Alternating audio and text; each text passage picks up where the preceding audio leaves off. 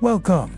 Take a deep breath and let it go. Wherever you are, however your day has unfolded, you're here now. Here, where time slows down, where stories stretch back through centuries, and where history becomes a quiet rhythm you can drift along with. Tonight, we journey back to a world shaped by candlelight and cold stone, where muddy roads connected scattered towns, and where daily life was anything but comfortable. But this isn't the story of knights or kings.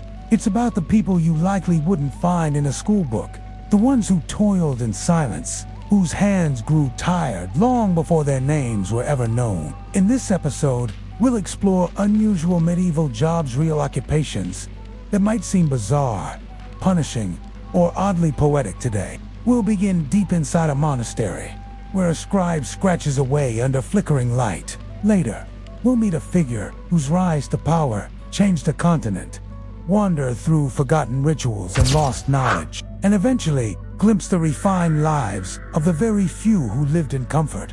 So settle in, let the present melt away.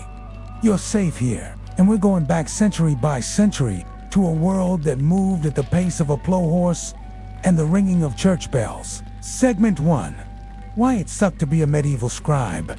Imagine yourself in a stone room that never truly feels warm. Even in summer, the air is damp, it's chill, clinging to the backs of your fingers. You're surrounded by silence, not the peaceful kind, but the rigid quiet demanded by obedience.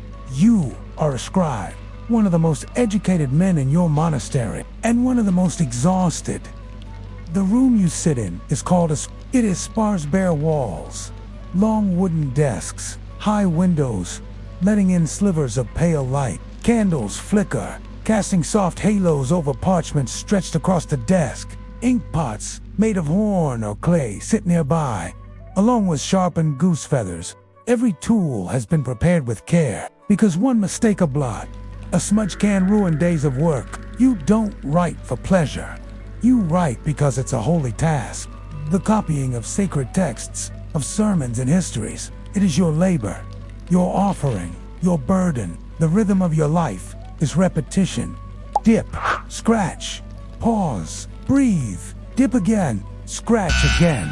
From sunrise to sunset, your body remains still, but your hand rarely rests. There are rules, always rules. Margins must be exact. Lettering must be uniform. Mistakes must be scraped away with a knife delicately, carefully before the parchment tears. The light in the scriptorium changes with the hours. In the morning, the glow is soft and golden. By afternoon, the shadows grow longer. And in winter, you often work in near darkness, trying to trace faded lines by candlelight. Your eyes ache, your back cramps, and though you live in a place devoted to God, there is no comfort in the labor. The ink you use is a bitter Myxian gall, made from crushed oak galls and rusted iron. Darkened by time, it stains your fingers permanently. The tips are calloused, sometimes bleeding. You've long since given up trying to scrub them clean. Sometimes, the texts you copy are familiar, biblical verses, well-worn prayers. Other times, you copy languages you don't understand: Latin, Greek, Old French. You are expected to be precise, even if the words mean nothing to you. Hours pass slowly. Monks walk by silently, checking your work. You hear the soft sounds of turning pages, coughing, the occasional creak of a chair. There's no conversation, no storytelling, just silence, and the sound of quills on parchment. Outside, life goes on, baking, bells, ringing. But you remain inside, tethered to ink and leather-bound volumes. You do not complain.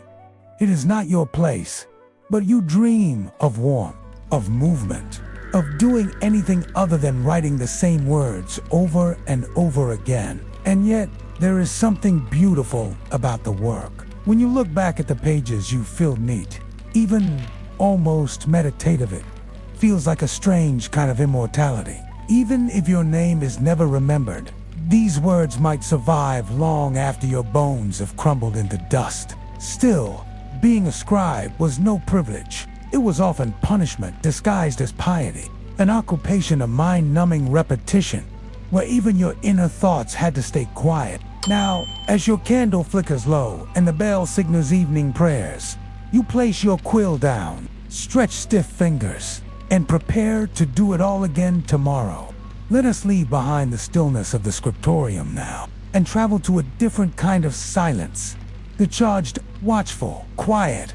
It descends over a courtroom in the 15th century. This is France, a land divided not only by politics and war, but by fear, fatigue, and prophecy. And in this moment, in this place, a young woman just 19 years old stands alone. She wears no crown. She carries no sword. Yet all eyes are on her. She is called Jean, or Joan of Arc. And her trial is about far more than her. But to understand how she arrived here, we must begin not in a courtroom, but in a village. Joan was born in a small town. The year was 1412, a time of endless wars between kingdoms, between families, between visions of the future. France was fractured. The English had claimed swaths of land. The crown wavered, and the people suffered in the shadows. Joan's family were peasants, not wealthy, not influential. Their home was modest timber walls, thatched roof, a hearth, always in need of more firewood. Now, let the dust of the battlefield settle. Let the echoes of ancient courts and burning pyres drift away. We enter now into a quieter kind of mystery, one not defined by violence or war, but by pages, ink, and something far harder to decipher than a language, intention. Tonight, we turn to an object, an artifact, a single book, wrapped in centuries of questions. It is known as the Voynich manuscript, a name that belongs not to its author, but to the man who rediscovered it. The book is small, unassuming in size, roughly the size of a modern paperback. But its pages, the pages are something else entirely. Imagine opening a book that no one in the world has ever truly read, not because they haven't tried, but because they simply can't. Its writing flows in neat, careful lines, left to right. Its letters are strange curved, looped, oddly repetitive. They don't match Latin, nor Greek, nor any known script. It is a language if. It is one that has resisted all attempts at translation. And then there are the illustrations. On some pages, there are strange, curling plants, some real, many not, leaves that twist in impossible ways, roots that swell like animal bodies, flowers that seem to shimmer, even though they are drawn in faded ink and green pigment. Other pages show bathing women nude, stylized, drawn with a soft hand. They wade through what appeared to be alchemical baths, or perhaps something else. Some wear crowns. Some are linked by ropes, tubes, and stars. There are charts, too. Circles filled with symbols, zodiac signs, constellations, all precise, but impenetrable, as if the book is trying to explain the cosmos to you, but in a language whispered only to itself. No one knows where it came from. The manuscript was likely created in the early 1400s, perhaps in northern Italy. Carbon dating suggests this, but that is almost all we know for sure. It vanished for centuries. Then, in 1912, a Polish book dealer named Wilfred Voynich stumbled across it in the archives of a Jesuit college in Italy. He was captivated. So was the world. Scholars, cryptographers, linguists, even military codebreakers have all tried to unlock its secrets. Some believed it was a pharmacological guide, a medieval encyclopedia of plants and cures. Others thought it an elaborate hoax designed to appear meaningful, but containing nothing at all. Still others suggested it was a kind of spiritual manuscript, a hidden knowledge passed from woman to woman, cloaked in code. Computers have analyzed the frequency of the letters. Patterns suggest some internal logic rules that mirror natural language. But what language and whose? The author remains unknown. There is no signature, no mark of ownership, no preface, no dedication, only the pages themselves. Dense, deliberate, unchanging. Some have speculated Leonardo da Vinci wrote it in his youth. Others suggest it's the work of a mad genius or a secret sect. Or perhaps it was never meant to be read at all. There's a kind of beauty in that mystery, a text suspended between meaning and silence, between the known and the unknown. Today, the manuscript lives in the Beinecke Rare Book Library at Yale. You can view it online, every page scanned, preserved, magnified. And yet, with all the clarity of pixels and digital ink, the meaning remains just as obscure, just as quietly locked away.